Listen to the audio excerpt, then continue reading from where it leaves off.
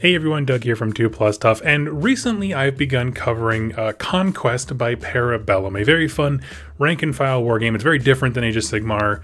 It's something that I'm enjoying quite a bit. Well, one of the questions that shows up a lot in the comments of those videos is people asking about resin models. Many of us have horror stories from poorly developed resin models, the most notorious, of course, being Finecast from Games Workshop. Problems like excessive warping and bending, brittle material, sometimes bubbles inside the model so that as you're cleaning off the flash, the whole thing just crumbles into dust. So there was a lot of concern that because of some of the models, specifically the heroes mostly, in Para Bellum's line are resin, there was some kind of hesitation about that. And so in today's video, I'm going to go to the downward cam. We're going to open and examine the latest resin miniature from Para Bellum. These are the Incarnate Sentinels, like a heavy monster type thing that's been really cool looking stuff. So what I'm going to do is open it on screens. This way we can take a look at the actual resin itself. I'll overlay this with some higher quality images and that kind of stuff so you can get a real crisp detail of it. And shout out to Para Bellum for sending me a set of these.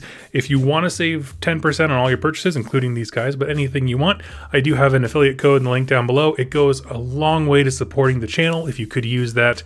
And of course, save you some money. So let's go to the downward cam. So included in the set is your thing of bases. That's not super interesting, so we're just going to push that off to the side. And there are 3 Incarnate Sentinels within a regular sized unit. So what I'm going to go ahead now is cut open one of them. We'll splay all the pieces out and take a look.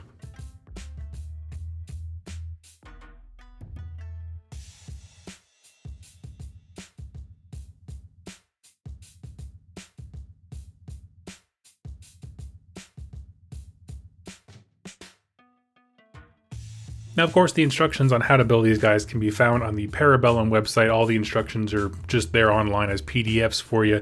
Kind of saves on some of the stuff they have to pack inside the box. But taking a look in greater detail at these, we come with obviously the main portion, which is one massive torso. So I like that because most of the model is already built for you, quite frankly. As well as looking at the detail, of course, you can see there are still the little like stems coming off of the edges of things.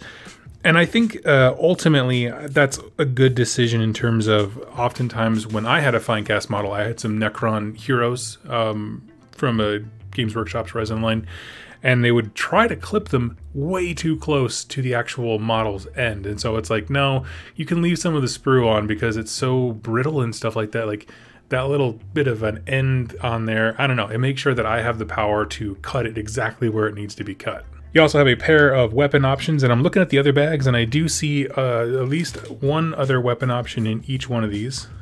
Oh, nope, they each have 2. Okay, cool. The detail is nice and crisp. There is a little bit of flash, but honestly, like nothing that just running your finger over the model isn't taking off, with, of course, the exception of those big pegs. But in terms of like the little like webbing flash that shows up between pieces sometimes, not really much of a problem here. In fact, I'm just sitting here just rubbing my finger on this thing, and it is all coming off looking nice and clean. As far as like firmness goes, the weapons are straight, they're not bending down or anything like that. You get 2 head options and a few different like, kind of the equivalent of like almost purity seals if I'm honest with you, but just little fun accoutrement things.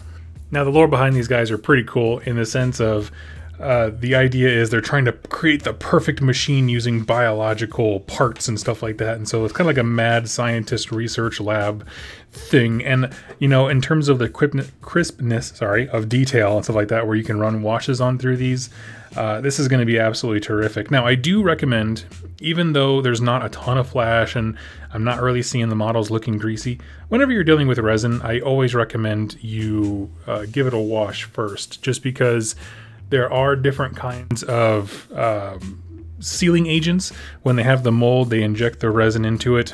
And so there's basically a chemical on the mold that helps this pop right off, kind of like cooking oil if you're making cookies or something. But yeah, so go ahead and give these parts a wash. Do it over a grate that'll catch them so that you don't lose anything. And honestly, that's also a good reason to have these little stems. You can hold this out here, take a little toothbrush and scrub the hand. And we'll come right back and see how one of these guys looks built. So here are a few final shots. You can see it's kind of rigged up in my little claspy holdy things to make sure that the green stuff has enough time to cure, fully harden, and then seal the joints into place. Now, I will say on this particular model, the kind of midsection of the arm that binds the forearm and hand, this kind of thing. It's a weird lock into the shoulder, the way it works kind of underneath the shoulder a little bit. So I do recommend having a little bit of those little clippy hands to kind of keep things in place. But as to the quality of the resin itself, it is extremely sharp detail. Like I said, most of the flash, it doesn't really require even like a trimming tool or anything like that. You can literally just glaze your finger over it and it comes right out. I still do recommend washing stuff before you prime it for sure, to make sure that your primer adheres to the actual model in a kind of a consistent way. But things I didn't have a problem with, it was never brittle. There was no bubbles in it. I even was tapping around trying to push pressure on things to see if I could get something to crack. Didn't experience any of that. Final thoughts, as far as Para Bellum resin goes, I've never had a problem with their stuff, and I've built maybe, what, 1, 2, 3, this is my 5th model, and there's 2 more in the unit to go. Never had a problem with any of them. The reason I'm so hesitant about resin is because, quite frankly, I've had just such bad experiences with other companies that, I don't know, I'm a little bit surprised on this one. I noticed the difference really when I did the Biomancer.